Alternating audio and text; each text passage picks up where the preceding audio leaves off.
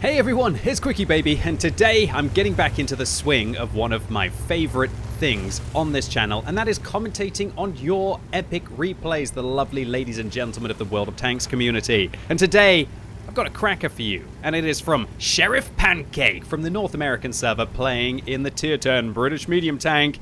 It is the Centurion Action 10. So, a British Muppet commentating on what is most likely somebody from North America playing one of the British tanks, but it should be a good one today.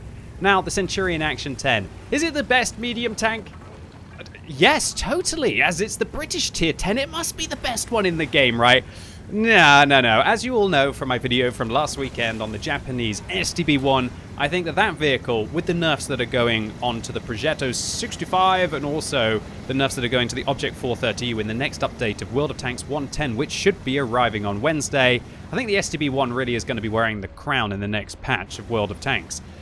The British Tier 10, it's just too much of an all-rounder without actually having any of the excessive stats that you would need on the vehicle. But still, the British vehicle, if you can manage to hide the hull of this tank and only expose its exquisite turret, then it can actually do quite well, at least some of the time. Yeah. Really, the Centurion Action 10, the hull armor is your worst nightmare.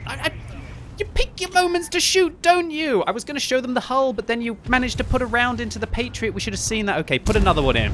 That's a good job, right? Half health off the Tier 8 American premium vehicle. And I don't know what the American viewers are going to think about this. Is a British medium tank allowed to take out the Patriot at the start of the game in this fashion? Of course it is. It's 2 tiers higher. It would be an absolute joke if the Tier 10 medium tank wasn't able to vanquish the Tier 8 premium heavy tank at the start of the game.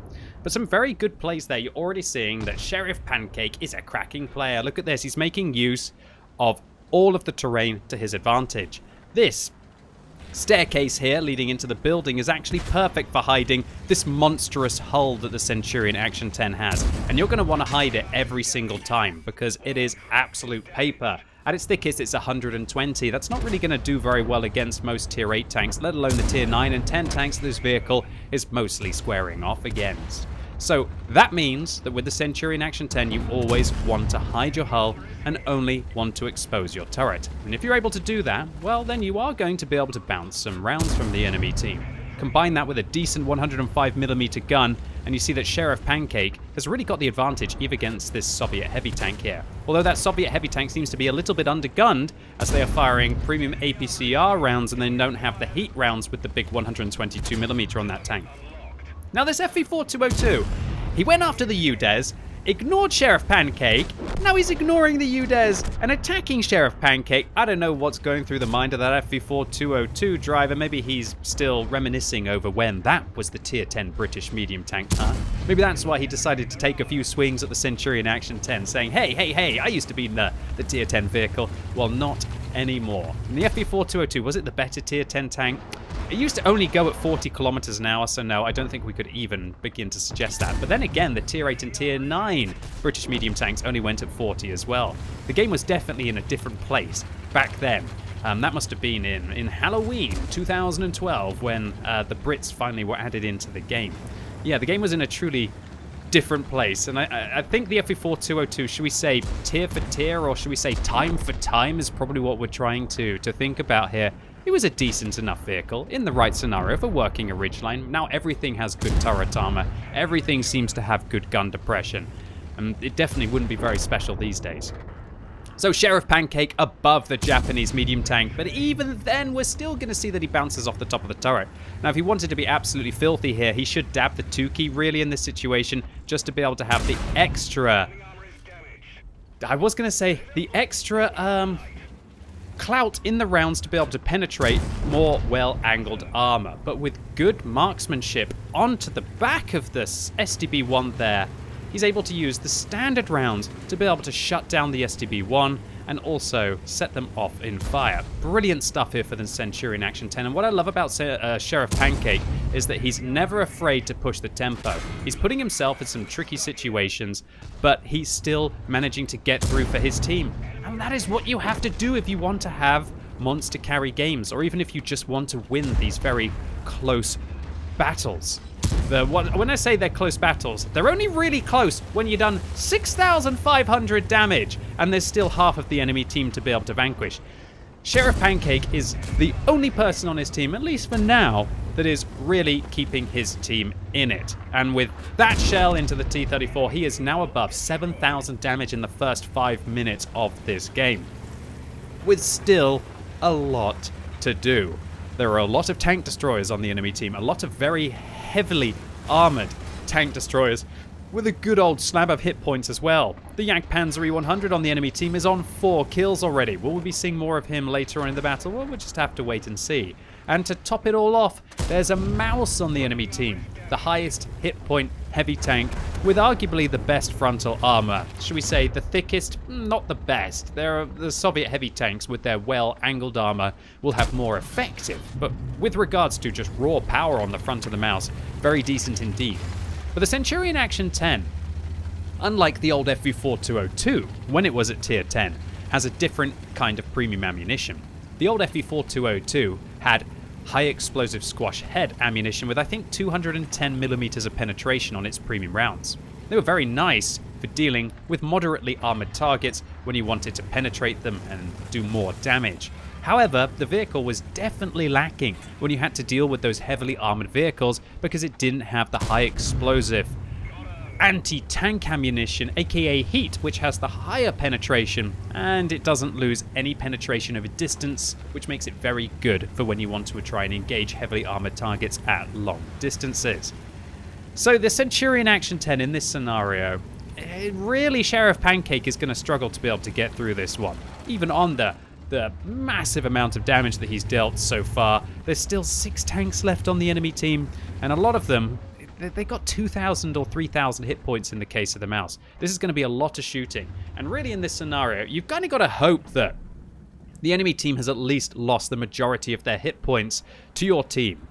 But as we can see, with the Emil peering with half of his hit points remaining, that's definitely not the case. We're not looking at one-shots here. We're looking at tanks that we're going to have to fire multiple shots into.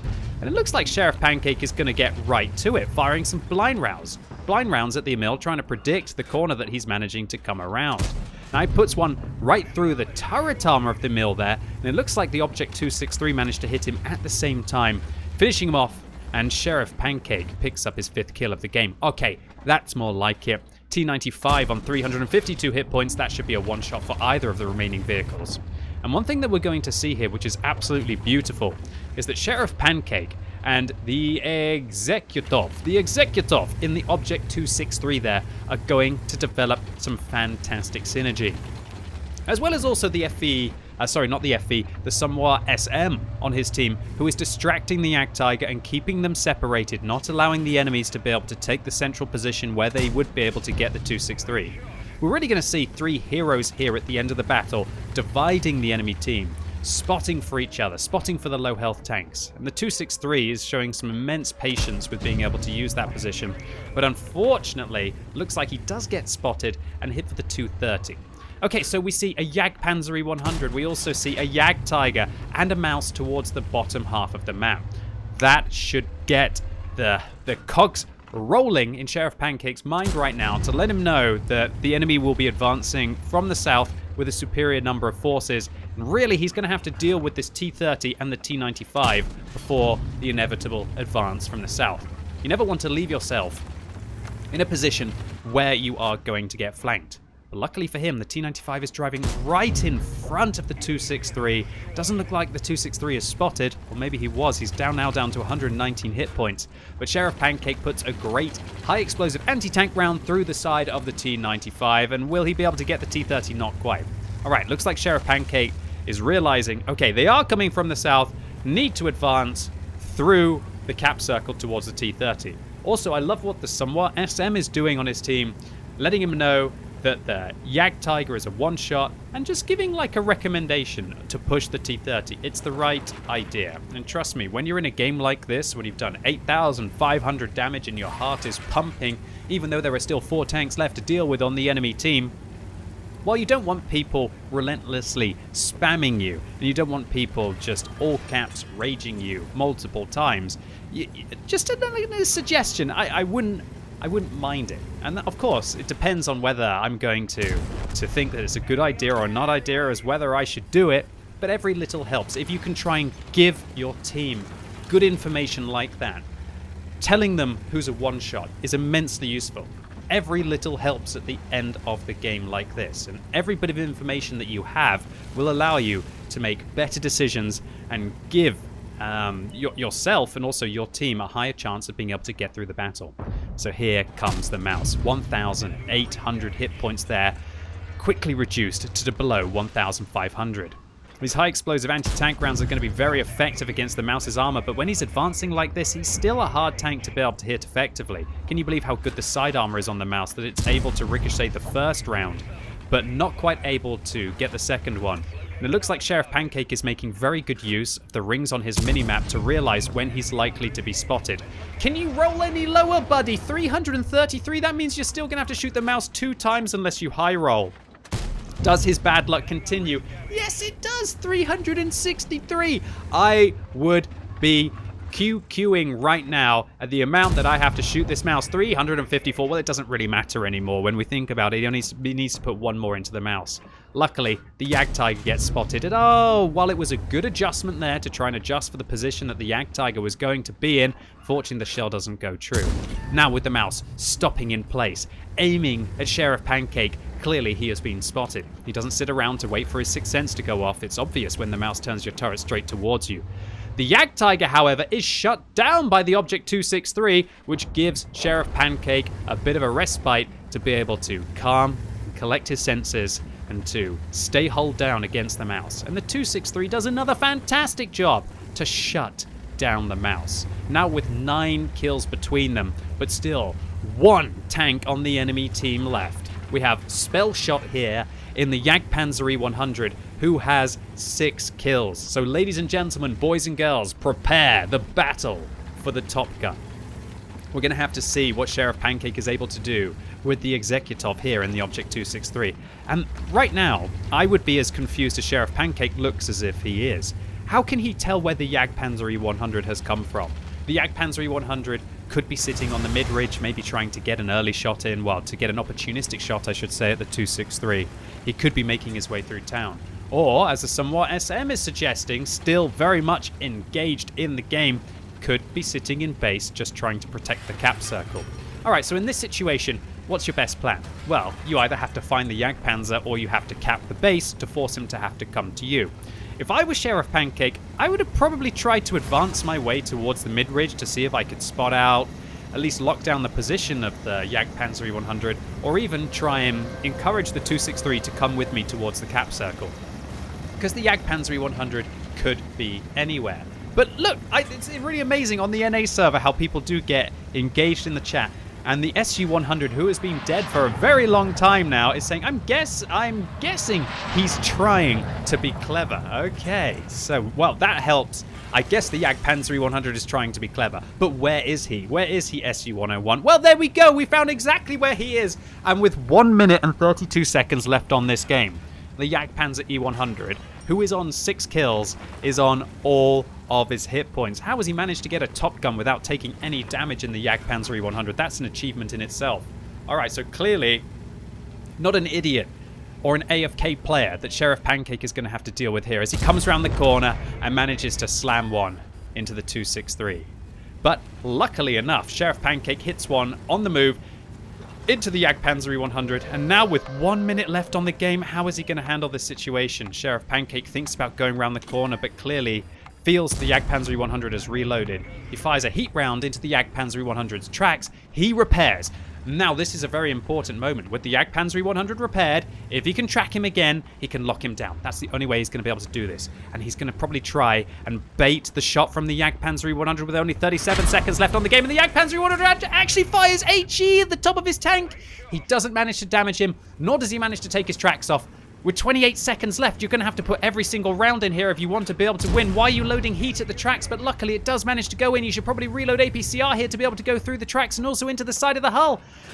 Doesn't do that, and yes, it doesn't damage. Oh, now with 14 seconds left, we're going to have some kind of miracle if Sheriff Pancake wants to get this one. that changes things. APCR round, the correct ammunition, through the tank, with the Yak Panzer burning in the very last second. He manages to get the extra 948 damage into the vehicle, and on the buzzer, Sheriff Pancake picks up 8 kills, and from what we've seen, 12,000 damage. And actually, when we take a look, Sheriff Pancake managed to deal over 13,000 damage, including the blind shot in that game, killing half of the enemy team with 1,697 base experience. That's just absolutely astronomical for a tier 10 tank. And I'm sure he'll want to give a shout out as well to the Executive in the 263 for managing to do so much of that spotting when he was starting to run out of hit points at the end of the game. Sheriff Pancake, congratulations to you on what must be one of the games of the year so far. At least there are some good things happening in 2020, right? Yeah, ladies and gents? Oh, my word. And I absolutely love this. I want to get back into it. I want to start watching all of your replays from the What Replays website and commentating on the ones that really get my fancy. And yeah, at least I've waited for long enough to find one that truly was magnificent.